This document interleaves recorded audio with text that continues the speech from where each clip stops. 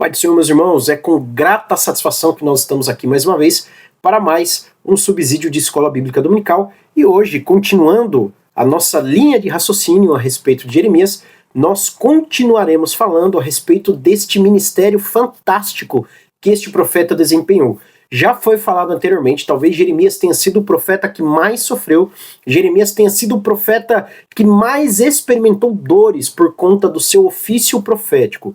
Porém, na palavra nos diz, a própria profecia de Jeremias nos diz que Deus sempre estava com ele. Mas, meus amados irmãos, por meio do profeta Jeremias nós podemos entender o custo, o preço do que é ser usado por Deus. Esses dias eu estava vendo um vídeo na internet onde algumas pessoas comentavam, né, o que significa ser alguém que tem um relacionamento íntimo, um relacionamento profundo com Deus, e uma das pessoas ali estava descrevendo um jardim muito bonito, onde a pessoa ela poderia cantar, né, cantarolar, viver em paz com a sua família, mas aí a imagem cortava, né, de repente surgia ali um menino num barco, com o mar envolto em ondas, em tempestade, e estava escrito, né, isto sim é ter um relacionamento especial com Deus, é ser o preferido de Deus. Essa foi a forma como o vídeo nos apresentou essa questão. E aí, nós chegamos ao profeta Jeremias, a pessoa do profeta Jeremias. Por que será que mesmo desempenhando um papel, mesmo cumprindo a profecia, mesmo fazendo a vontade de Deus, ele experimentava tanto sofrimento? Por que será que mesmo diante de um Deus tão grande, ele experimentava tanta perseguição? E antes da gente iniciar a nossa lição de hoje, de fato, eu quero tentar responder essa pergunta. E eu começo dizendo o seguinte: por que Jeremias aguentava, tinha que suportar essa perseguição? Porque isso acontecia na vida dele, principalmente por conta do povo, tá? Lembrando que não eram os ímpios, não eram os pagãos que perseguiam Jeremias, era o próprio povo de Israel, o próprio povo de Judá, o próprio povo de Deus que perseguia Jeremias. E por quê? Porque o povo estava entregue à idolatria. O povo estava entregue às suas próprias paixões. Eles estavam entregues às suas próprias opiniões, porque eles haviam abandonado a palavra de Deus. Todas as vezes que o povo de Deus, ou uma parte do povo de Deus que o seja, abandona as escrituras, todas as vezes que aqueles que eram reconhecidos por Cristo abandonam a Cristo, abandonam a palavra de Deus, abandonam o cristianismo genuíno, eles promovem perseguição àqueles que profetizam contra eles, aqueles que pregam contra essas práticas. E nós estamos cansados de ver. Existem inúmeras pessoas, inúmeros homens, inúmeras mulheres que já foram perseguidos, censurados, rechaçados dentro do ministério, dentro das igrejas evangélicas, simplesmente porque amavam a palavra de Deus, porque pregavam a palavra de Deus e denunciavam práticas errôneas, denunciavam líderes, lideranças que distorciam a palavra de Deus em prol dos seus próprios interesses. Nós estamos já carecas de ver isso. Quantas vezes nós vemos isso? Essas pessoas estão experimentando ou experimentaram exatamente o que Jeremias experimentou. E aqui nós não podemos tapar os nossos olhos, né? Fingir que a gente vive no mundo de Bob, fingir que a gente vive ali no país das maravilhas, onde não há corrupção no meio evangélico, onde não há destruição de valores, política e inconveniência própria no mundo evangélico. Não podemos fingir que isso não existe.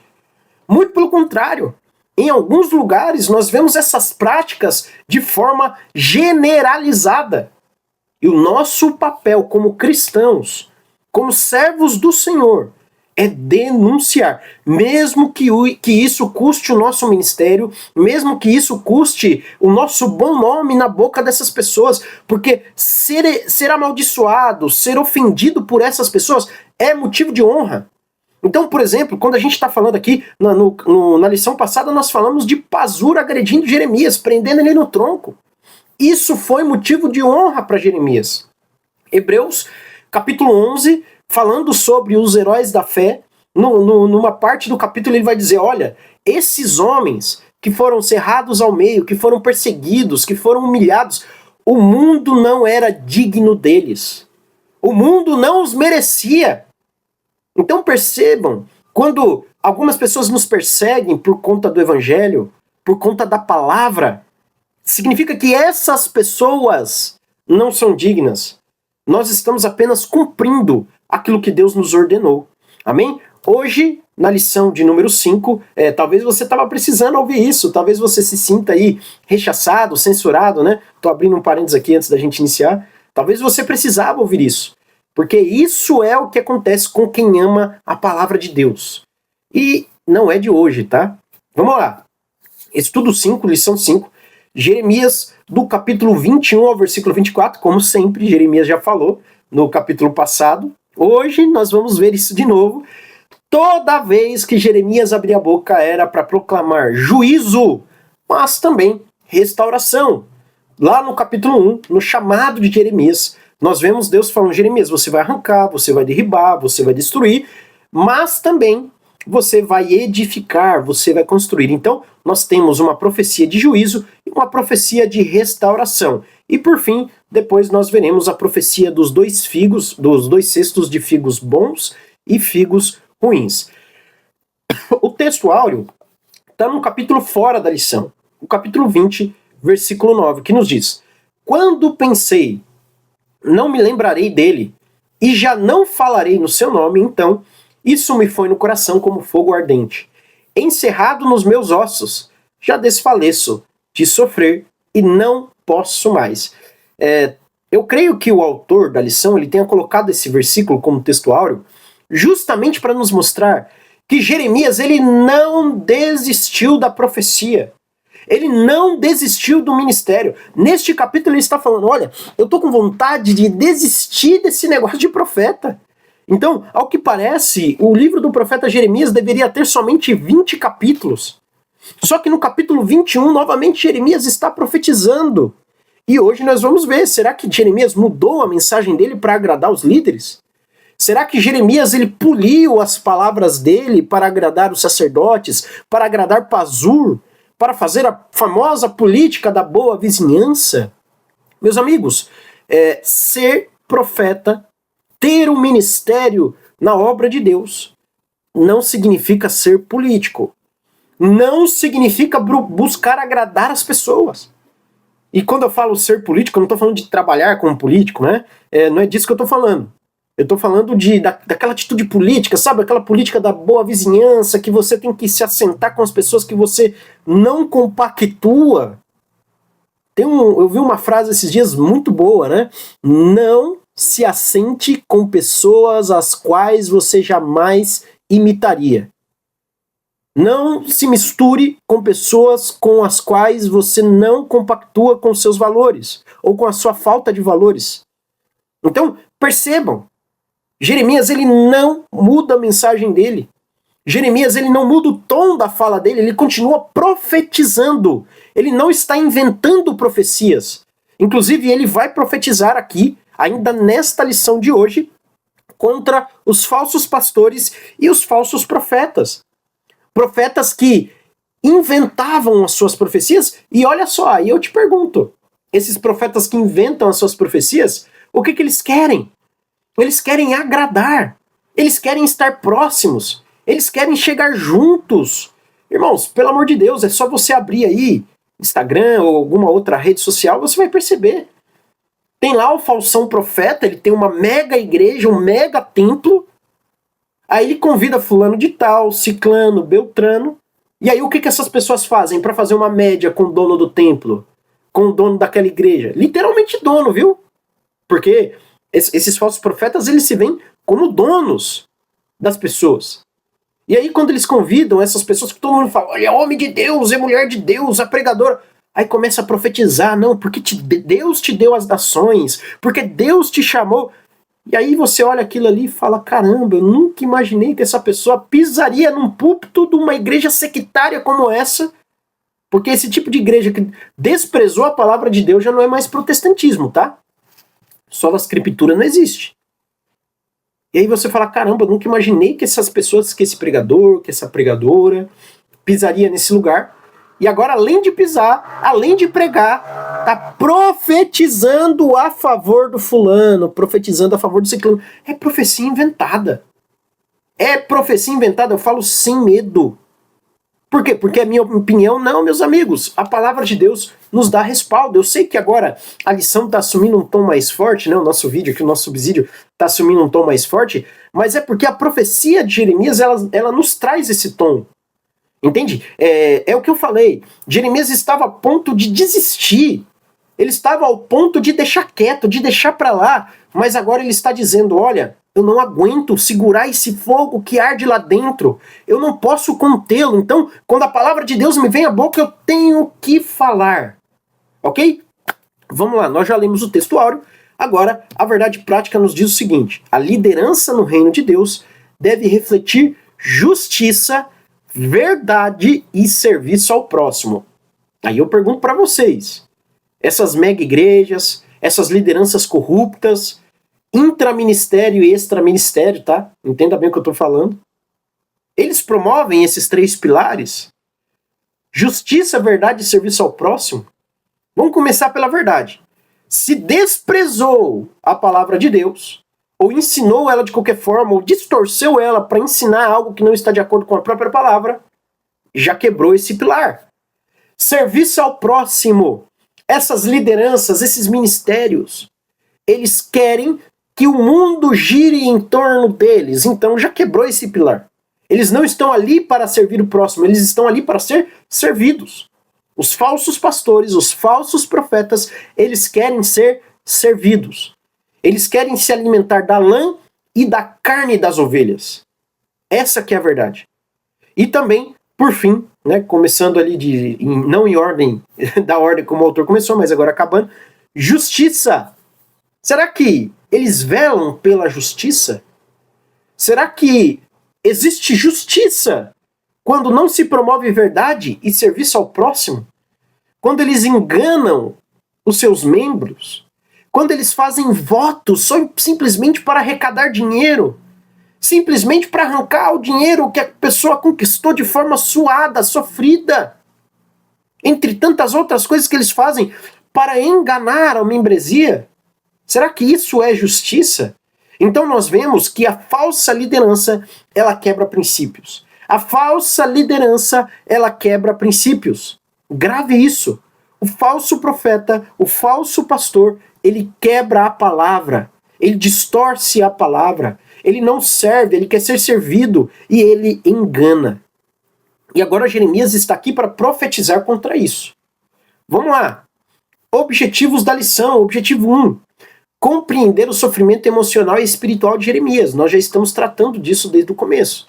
Falei, olha, Jeremias é o profeta que talvez mais tenha sofrido, um ministério extremamente intenso, extremamente dificílimo, porém ele estava no centro da vontade de Deus.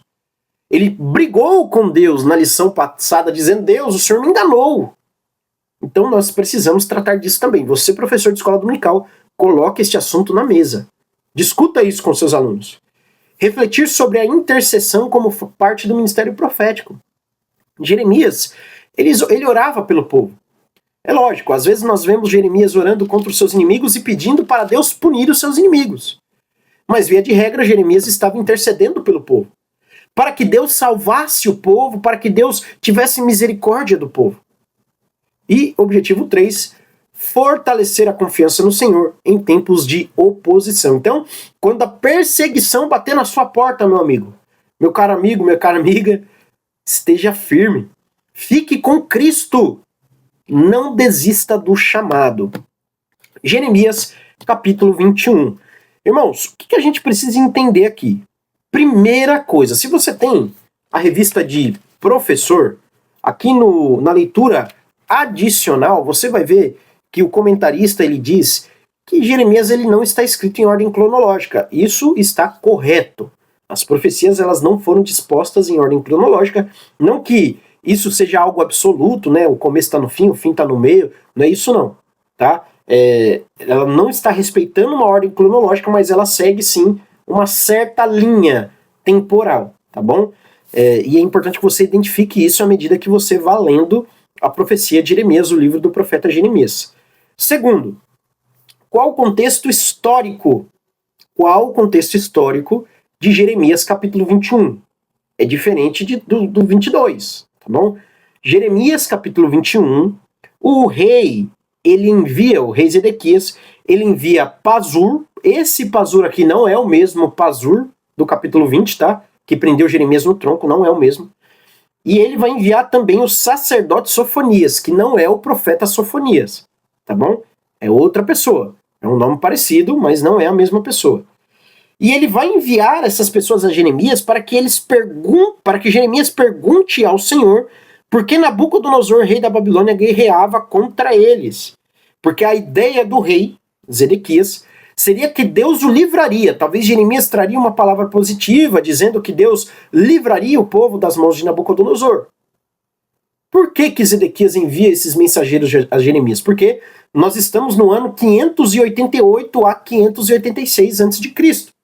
Nós estamos no tempo do último cerco. Aqui Jeremias já está perto do final do seu ministério. E Nabucodonosor está cercando Jerusalém, está ali do lado de fora das muralhas, querendo entrar. E aí o rei Zedequias vai lá e fala, ó, gente, pergunta lá para Jeremias, e aí, o que Deus fala? Será que a gente vai conseguir? Gente, no passado, né, no passado do passado aqui, no caso de Jeremias, Israel já havia lutado contra exércitos superiores, contra povos com maior número do que eles, e havia prevalecido, porque Deus estava com ele. Porém, aqui eu quero ressaltar alguns versículos, principalmente o versículo 4, 5 e 8, onde Deus ele vai explicar o que vai acontecer com o povo. E é importantíssimo que você exponha esses versículos, porque esses versículos são os versículos-chave do capítulo 21, ok? No capítulo 21, versículo 4, nós temos a seguinte palavra do Senhor. Assim diz o Senhor, o Deus de Israel, eis que farei retroceder as armas de guerra. Será que de Nabucodonosor? Não, acompanha aí comigo. Que estão nas vossas mãos, com que vocês pelejam fora dos muros contra o rei da Babilônia e contra os caldeus, que vos oprimem. Tais armas eu ajuntarei no meio desta cidade. Eu mesmo vou lutar contra vocês com braço estendido e mão poderosa, com ira, com indignação e grande furor.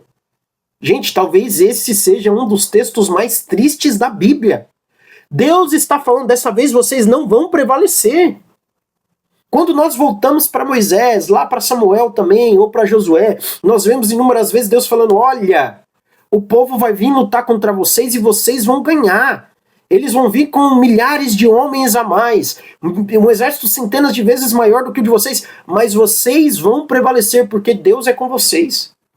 Agora Deus está falando, eu vou lutar contra vocês. Vocês são o meu povo, mas eu vou lutar contra vocês. Eu estou do lado de Nabucodonosor, o rei da Babilônia. É contra vocês que nós vamos lutar. E vocês vão cair. Deus não está ameaçando, Deus está prometendo. Só que aí, no versículo 8, nós temos uma segunda palavra de Deus. Assim nos diz o versículo 8. A este povo dirás, assim diz o Senhor, eis que ponho diante de vocês o caminho da vida e o caminho da morte. O que ficar nesta cidade há de morrer, a espada ou a fome ou de peste. Mas o que sair e render-se aos caldeus que vos cercam, viverá, e a vida lhe será como despojo. Então olha só o que Deus está falando. Gente, não é para vocês resistirem ao cerco babilônico.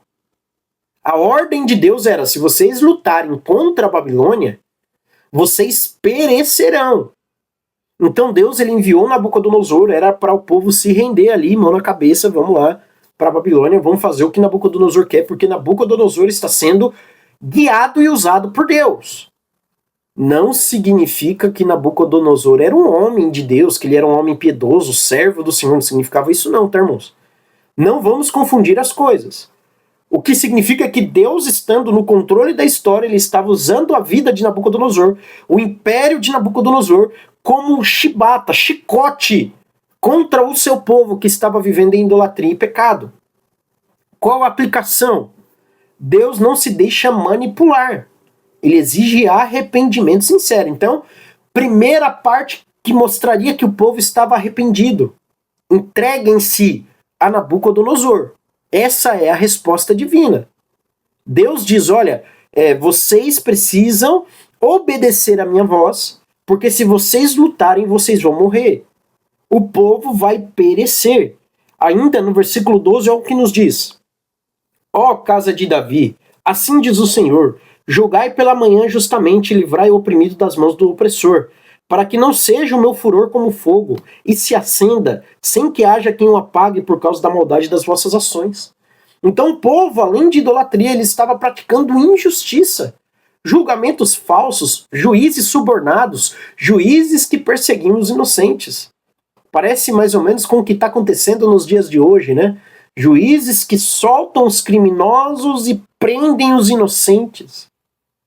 Basta você ir num fórum, em algum lugar, você vê lá o traficante, o assassino, saindo pela porta da frente, muitas das vezes. O furtador, o roubador, respondendo em liberdade, curtindo a vida adoidadamente, né? Porque está coberto pela justiça. Então, vejam como Deus odeia a injustiça. Deus quer que o oprimido seja protegido e o opressor seja punido. Este é um princípio divino e o povo estava quebrando. Capítulo 22. Denúncia contra a casa real por opressão, violência e injustiça. Então, ainda nessa esteira, Deus está falando contra o povo. Desce à casa do rei de Judá e anuncia ali esta palavra e diz: ouve a palavra do Senhor, ó rei, que te assentas no trono de Davi, tu e os teus servos e o teu povo que entrais por estas portas. Assim diz o Senhor, executai o direito e a justiça, livrai o oprimido das mãos do opressor. Gente, só quero abrir um parênteses. Justiça social é uma coisa, justiça bíblica é outra. Justiça social é coisa de comunista, tá? É coisa aí de ideólogos. Pessoas que prezam ideologias, principalmente ideologias woke, essas coisas todas, né, que têm distorcido completamente a palavra de Deus, amam a justiça social. Então, às vezes você vê um autor ali de uma lição, de um comentário bíblico falando de justiça social, ele cometeu um equívoco, tá? Nós estamos falando de justiça bíblica, que é uma coisa diferente, tá? Eu só quero abrir esse parênteses. Se você ficar interessado nesse tema, eu posso te explicar depois. Só me chama lá no WhatsApp depois que eu te explico, tá bom? Vamos lá. Presta atenção. Ah, eu me esqueci disso no começo, né? Se você quiser esse material aí, que eu te enviei, que eu tô projetando na tela de vocês, é só me chamar no Instagram, o link tá na descrição, ou no WhatsApp. Hoje eu não vou colocar na tela, eu vou colocar na descrição aqui, tá bom? Vamos lá, continuando. Então Deus está querendo promover a justiça entre o povo, mas o povo não quer justiça. O povo quer suborno, o povo quer injustiça, o povo quer idolatria. É isso que o povo queria. É isso que o povo queria.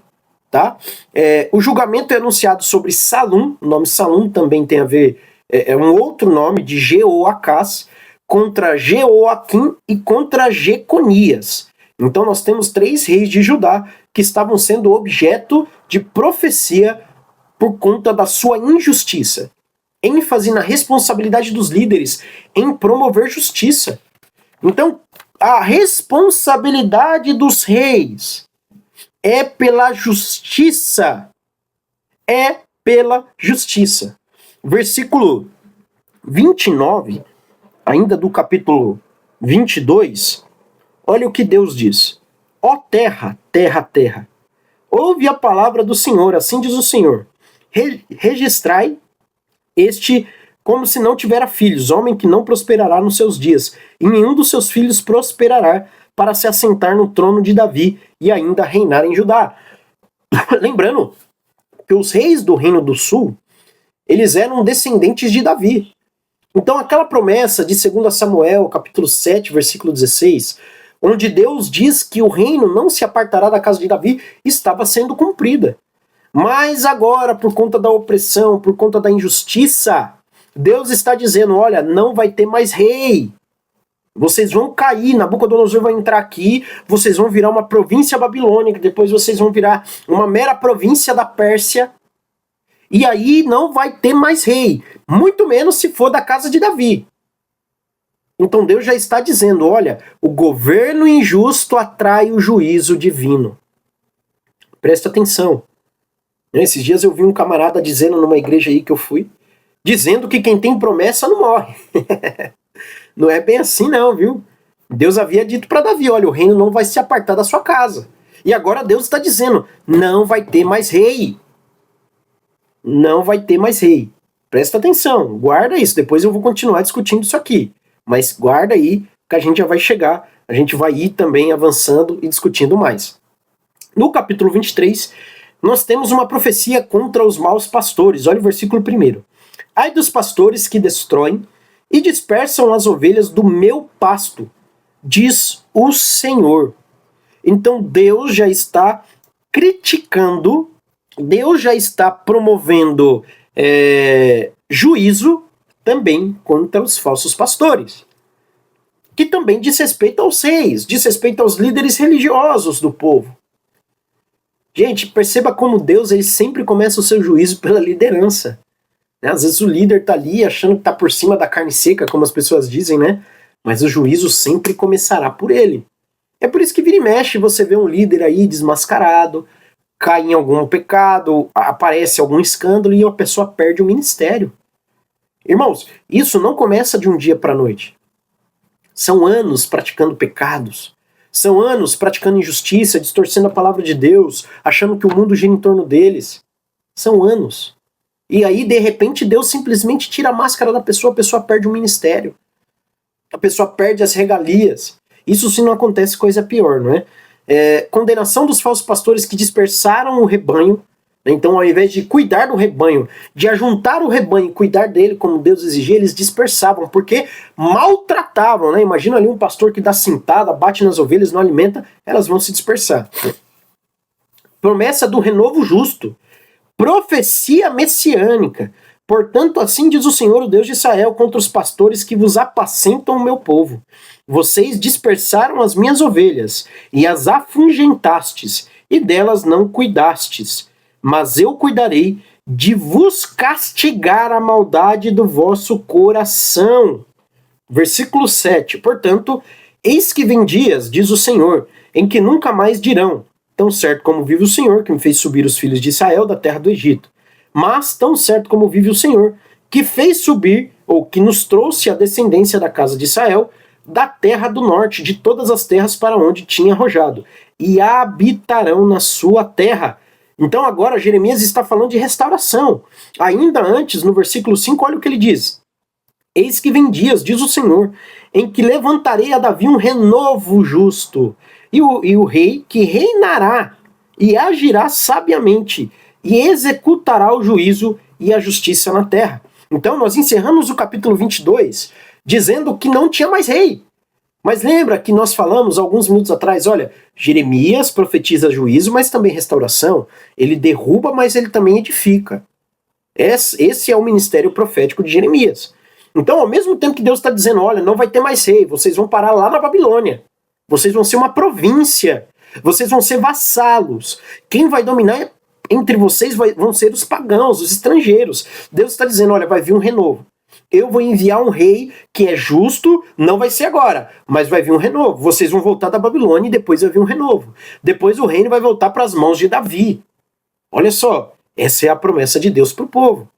Ainda dos versículos 9 ao 40 nós temos a tristeza de Jeremias diante da corrupção profética. Então nós temos Deus falando contra os falsos profetas. Olha lá, versículo 9. Acerca dos profetas, o meu coração está quebrantado dentro de mim.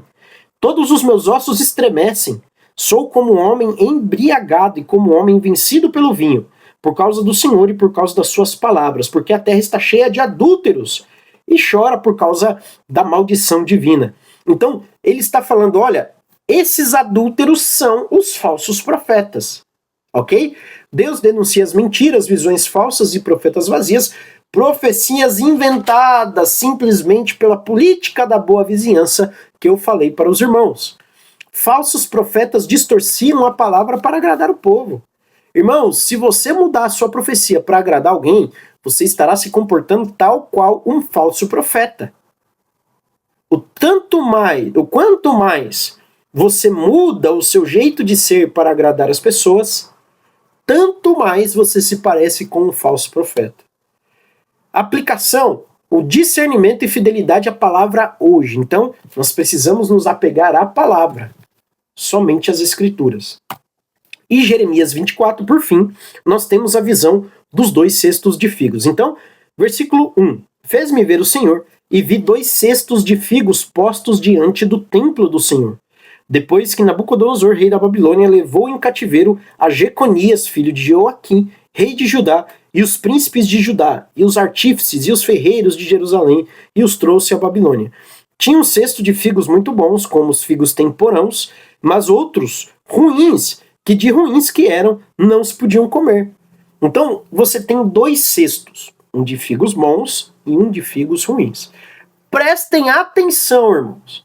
Olha o que o comentarista da lição nos diz no subtópico 1 do tópico 3. Os figos bons representam os judeus que foram levados para o exílio na Babilônia. Pra gente pode parecer o contrário. Como assim se eles estão indo cativo? Não é o povo que ficou que era o figo bom, não. É o contrário. À primeira vista, o exílio parecia ser um castigo severo, e era sim um castigo. Mas, na verdade, fazia parte do plano divino para preservar um remanescente. Então, no meio daquele povo que foi tirado de Judá e levado para a Babilônia, Deus estaria preservando o seu povo. Deus estaria preservando um remanescente fiel. Aquilo que à primeira vista parece algo ruim é parte dos planos de Deus, porque Deus vê o futuro. Deus sabe o que faz. Deus sabe como conduz o seu povo. Ele conduz o povo muito melhor do que eu e você. Então, Deus está deixando bem claro, olha, quem ficar em Judá é figo ruim. Quem for levado à Babilônia é figo bom. Ok? Eu vou preservar o meu remanescente lá. Figos bons, os exilados que seriam restaurados. Figos ruins, os que permaneceram na terra e seriam destruídos. Seriam levados para outras terras, seriam mortos, ou outro tipo de situação. Teologia do remanescente, Deus trabalha com os que se arrependem. Então, nós vemos o Salmo dizendo, olha, às margens do rio da Babilônia nós sentávamos e chorávamos. O povo havia se arrependido de toda a idolatria, mas foi necessário que Deus os conduzisse à Babilônia. Foi necessário que Deus os conduzisse ao exílio para ver se eles se tocavam, para ver se eles se arrependiam de fato pelos seus pecados. Ok? Orientações aos professores. Contextualize o ministério de Jeremias no período pré-exílico. Ou seja, lembra que eu falei? Contextualize o período histórico. Ali nós estamos falando de Deus, falando com o povo em pleno cerco babilônico a Jerusalém. Então, contextualize. Estimule os alunos a perceberem a relevância do texto para os dias atuais, onde nós fomos discutindo, foi aplicando a falsos profetas, falsos pastores. Use perguntas abertas para promover discussões. O que é uma pergunta se aberta? É uma pergunta cuja resposta não seja simplesmente sim ou não. É uma pergunta cuja resposta estimule os alunos a pensarem e a elaborarem algo. Enfatize a soberania de Deus e sua justiça na história de Judá, como nós também enfatizamos, e mostre o contraste entre líderes infiéis e o modelo do bom pastor. Eu sou o bom pastor dá a vida pelas suas ovelhas. Aplicações e conclusões. Deus julga os líderes infiéis, mas oferece esperança através do Messias. A justiça social é parte essencial da fidelidade ao Senhor. O remanescente fiel é instrumento de restauração. Jesus é o cumprimento da promessa do bom pastor. Incentive os alunos a confiar na direção de Deus, mesmo em tempos difíceis. Eu coloquei justiça social, irmãos, mas talvez isso possa confundir alguém. Vou até tirar aqui, aproveitar que a tela está gravando. Então vamos deixar a justiça bíblica. Como eu falei, justiça bíblica e justiça social são duas coisas diferentes, ok? E por fim, aplicação pessoal. Devemos estar vigilantes, buscando sempre a verdade nas Escrituras e rejeitando qualquer ensino que não esteja alinhado com a vontade de Deus e que distorça a mensagem do Evangelho. Amém, meus amados? Este foi o nosso subsídio. Que Deus abençoe a sua vida. Não deixe de curtir, de comentar, de compartilhar e inscreva-se se você ainda não é inscrito. Que Deus abençoe. Até a próxima, se Deus quiser.